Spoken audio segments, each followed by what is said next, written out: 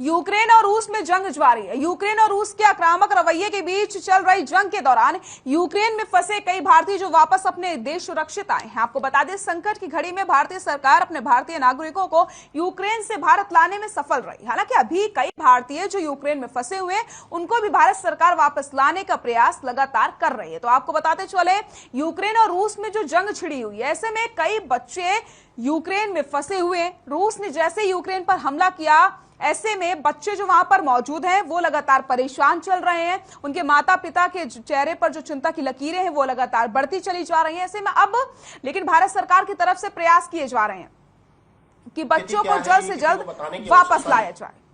पूजा यादव से बात की, जो कि यूक्रेन से भारत लौटी हैं और राजधानी लखनऊ की रहने वाली हैं। राजधानी लखनऊ में लगभग 11 लोग लौटे हैं। 11 लोगों में से पूजा यादव ने बताया वहां के बारे में कि किस हिसाब से वहां की स्थितियां हैं इस समय। तो साथ में हमारे साथ मोहम्मद वजीद जी हैं और ये भी यूक्रेन से 28 को ही लौटे हैं। आइए इनसे भी जानते हैं कि वहाँ की क्या स्थितियां हैं। वसीम जी, पहले तो आपको बहुत बहुत बधाई हो और आपके परिवार को बहुत बधाई हो कि आप सुरक्षित अपने वतन वापस आ गए हैं।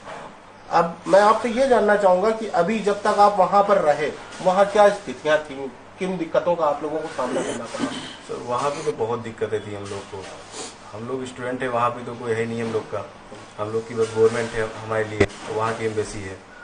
हम लोग थे, सुबह हम लोग के वहाँ सिटी में अटैक हुआ, जो हम लोग से ज़्यादा से ज़्यादा 5 किलोमीटर दूर पे डोमेस्टिक एयरपोर्ट है और आर्मी कैंप है, वहाँ पे अटैक हुआ। फिर ये हुआ कि आज रात में सिटी पे अटैक हो जाएगा, तो हम लोग के अंदर डर का माहौल था। वहाँ पे बताया कि रात में लाइट ना ऑन करना है। हम लोग भी भूखे प्यासे थे उसमें रूम में, लाइट ऑन करते तो प्रॉब्लम होती, खाना बनाते तो। फिर उसके बाद में 1-2 दिन ऐसे रहे हम लोग। फिर वहाँ से हम लोग ने एडवाइजरी एम्बेसी की आई कि आप लोग को बॉर्डर पे जाना है, वहाँ से क्रॉस करना है। हम लोग ने खुद का बस किया। फिर उसके बाद गए हम लोग वहाँ पे बॉर्डर पे। फिर बॉर्डर पे हम लोग एम्बेसी को मतलब इन्फॉर्म किए, तो वो भी इतने स्टूडेंट हो गए थे, समथिंग हो गए थे उस टाइम पे 2500-3000, तो एक ही साथ ले नहीं जा सकते थे। तो टाइम लगता था, हम लोग लाइन में खड़े हुए 8-9 घंटे लाइन में खड़े हुए, फिर क्रॉस नहीं कर पाए। फिर खड़े हुए किसी तरह, फिर रात में क्रॉस किए। एम्बेसी तो हमारी हेल्प कर रही थी वहाँ पे, बट क्या है, वहाँ के जो लोकल आर्मी है, लोकल के लोग हैं, तो वो ये करते थे कि पहले ये जाए, लोकल के लोग जाए पहले, फिर उसके बाद आप जाओगे। उसी में धक्का मुक्की में कोई नहीं जा पाता था। लड़कियां वहाँ बहुत परेशान थी। फिर किसी तरह हम लोग ने बॉर्डर क्रॉस किए, तो हम लोग के फिर थोड़ा सा राहत मिली हम लोग को, कि अब समझो कि थोड़ा हम लोग राहत में हैं। अच्छा, आपके हिसाब से भी वहाँ पर लगभग कितने भारतीय लोग फंसे होंगे? सर, अभी तो 10-12 हज़ार तो होंगे ही। 10-12 हज़ार जी। क्या लग रहा है कि आपको लग रहा था इससे पहले कि कभी भी ऐसा माहौल महसूस हुआ कि यूक्रेन और रूस के बीच में जो वार्ता चल रही है वो इतना खतरनाक मोड़ ले लेगी? सर, हम लोग ने सोचा ही नहीं था ऐसा होगा कभी। यही लोग भी कह रहे थे कि ऐसा होगा ही नहीं कभी। वहाँ के लोकल भी कह रहे थे ऐसा कभी नहीं होगा। अच्छा, अगर बात करें वहाँ के जो अभी भारतीय मूल के लोग फंसे हुए हैं, जो स्थिति हम लोग देख रहे हैं, आपने वहाँ जो वीडियो पे देखी है, उस स्थिति के बारे में बताइए कि अभी वहाँ जो लोग फंसे हुए हैं उनकी क्या स्थिति है? सर, हम तो कांटेक्ट करते रहते हैं। हमारे बहुत से दोस्त हैं वहाँ पे जो फंसे हुए हैं। वो अब धीरे धीरे बॉर्डर क्रॉस कर रहे हैं। जैसे 2-3 सिटी है, कीव है जहाँ पे ज़्यादा हो रहा है अटैक, तो खारकीव है, उड़ीसा है, वहाँ से बच्चे निकल रहे हैं। अभी थोड़ी देर पहले मेरी बात हुई थी, जो हमारे कॉन्ट्रैक्टर थे जिन्हें एडमिशन कराते हो, मसूर भाई हैं, तो वो बता रहे थे उनकी बस आती रहती, वो करते रहते बच्चों को निकालने। वहाँ से बताते 70% खारकीव से निकाल पाए हैं बच्चे, जबकि खारकीव में सबसे ज़्यादा प्रॉब्लम है। वो 24 तारीख से बंकर में हैं बच्चे। अच्छा, ये मुद्दा और है कि अधिकतर भारत से क्या पूरे विश्व से लोग यूक्रेन में MBBS की पढ़ाई करने जाते हैं, इसका क्या मेन कारण है?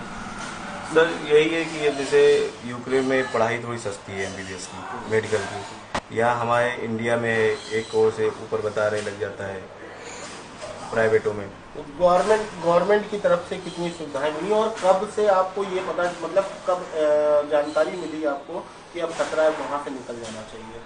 सर, हम लोग वही 22 तारीख को यूनिवर्सिटी गए हम लोग कि हम लोग की क्लासेस ऑनलाइन कर दीजिए। जैसे पता, जैसे अमेरिका जो है वहाँ को अपने एम्बेसी को इन्फॉर्मेशन दे रहा था कि आप लोग निकल लें, तो हम लोग के अंदर भी डर था। हम लोग एम्बेसी से कांटेक्ट किए, एम्बेसी ने कहा कि आप टेम्परेरी निकल सकते हैं, आप निकलना चाहें तो। फिर हम लोगों ने टिकट के लिए वो किया, तो टिकट महंगी हो गई, 50-60 हज़ार की हो गई टिकट, जो कि टिकट 30 हज़ार की लेती थी। फिर हम लोग ट्वीट किए गवर्नमेंट को अपनी, फिर गवर्नमेंट जब अटैक हो गया उसके बाद हमारी गवर्नमेंट हेल्प करना शुरू की। जैसे इतना तो किसी पता होता नहीं है कि क्या होगा क्या नहीं होगा। फिर उसके बाद में ये हुआ कि अब गवर्नमेंट ने हम लोग का हेल्प करना शुरू किया। उसके बाद एम्बेसी हम लोग के कांटेक्ट में ज़्यादा आने लगी। फिर वहाँ पे टीम बनाया गया, फिर रोमानिया बॉर्डर पे टीम बनाया गया, हंगरी बॉर्डर पे टीम बनाया गया, पोलैंड बॉर्डर पे टीम बनाया गया। उसके हिसाब से फिर हम लोग पहुँचे यहाँ पे। और इंडियन गवर्नमेंट और हमारे यूपी गवर्नमेंट माननीय योगी आदित्यनाथ जी और श्री नरेंद्र मोदी जी, हम लोग के उनका बहुत बहुत धन्यवाद है। हम लोग की हेल्प की। हम लोग को फ्लाइट में जो यहाँ के हेल्थ मिनिस्टर हैं वो भी गए, मिले हम लोग से। और हमारे भैया हैं अतुल भैया, ये तो हमारे बिल्कुल पारिवारिक हैं। ये हमारे परिवार से कांटेक्ट में रहते थे हमेशा, और हम लोग की सिचुएशन प्रॉपर जानते रहते थे, क्या है क्या नहीं है, हमारी आवाज़ें पहुँचाते रहते थे। अतुल जी, आप इनके परिवार से जुड़े हुए हैं, आप परिवार के खास हिस्सा हैं, तो हम अतुल जी आपसे ये जानना चाहेंगे कि ये जीरो पे रहे हैं, वहाँ पर रहे हैं, इन्होंने वहाँ की परिस्थितियों को देखा है, इनसे बेहतर कोई नहीं समझ सकता है। तो वहीं से कुछ वीडियो वायरल हुई जो लड़कियों द्वारा, वहाँ की छात्राओं द्वारा वायरल की गई कि यहाँ की गवर्नमेंट पूरी तरह से ध्यान नहीं दे रही है, और वो वीडियो बहुत ज़्यादा वायरल। इसके बारे में आप क्या कहना चाहेंगे? नहीं, आपने अभी संज्ञान लिया होगा, देखा होगा कि जो है कुछ वीडियो उसमें फर्जी भी बनाई गई हैं, जिसमें अभी एक मुकदमा लिखा गया है हरदोई में, जो स्वयं पिता ने अपने पुत्री से बनवा करके फेक जारी किया था। उन ऐसे कई वीडियो फर्जी चल रहे हैं, लेकिन हमारे देश की सरकार, हमारे हिंदुस्तान की सरकार पूरी तरीके से वहाँ के छात्रों, वहाँ के लोगों को पूरी तरीके से मदद में लगी हुई है। इससे कतई इनकार नहीं किया जा सकता कि वहाँ के छात्र हमारे हिंदुस्तान की सरकार परमानेंट मदद में लगी, इसीलिए बच के यहाँ पे लगातार आ रहे हैं। अगर हम आपसे ये पूछें कि आप गवर्नमेंट को क्या संदेश देना चाहेंगे कि जो वहाँ लोग फंसे हैं, बेहतर से बेहतर उनको सुविधाएं मिले और जल्द से जल्द वो वापस अपने वतन आए, तो आप गवर्नमेंट को क्या संदेश देना चाहेंगे? गवर्नमेंट से ये बोलेंगे कि जो प्रक्रियाएं चल रही हैं फ्लाइटों की हर एक चीज़ की, तो वो थोड़ा 1-2 और बढ़ा सकते हैं अभी हमारी, क्योंकि हमारे इंडिया में कोई फ़्लाइट की कमी नहीं है। और जो हमारे बच्चे जैसे अभी कुछ शेल्टर में हैं, रोमानिया में भी हैं, वो परेशान है 2-3 दिन से। अब चाहे जो बंदा होगा अपने घर पे रहेगा, परेशान रहेगा, जो भी लड़का है, तो थोड़ा जल्दी उसको प्रोसेस शुरू और जल्दी तेज़ किया जाए। वसी जी के पिताजी हमारे साथ बैठे हैं। पहले तो आपको बहुत बहुत बधाई कि आपका पुत्र सकुशल इंडिया वापस आ गया है, और आपसे जानना चाहेंगे आपको कैसा महसूस हो रहा है इस समय? तो भाई साहब ये है कि बेटा हमारा वापस आ गया जो है। मतलब मैं पहले तो अपने इंडिया के जो है मतलब प्रधानमंत्री, अपने भारत के प्रधानमंत्री को जो है मतलब बहुत शुक्रिया अदा करता हूँ। उन्होंने जो बच्चों के लिए जो है मतलब लाने का जिस तरह से प्रयास किया, उनकी कोशिशें जिस तरह से चल रही हैं, ये एक सराहनीय है जो है। और हर माँ बाप की जो है मतलब एक तड़प जो अपने बच्चे के लिए होती है, उसी तरीके से हम लोगों का भी है। तो हमारा बच्चा जो है सही सलामत मेरे घर आया।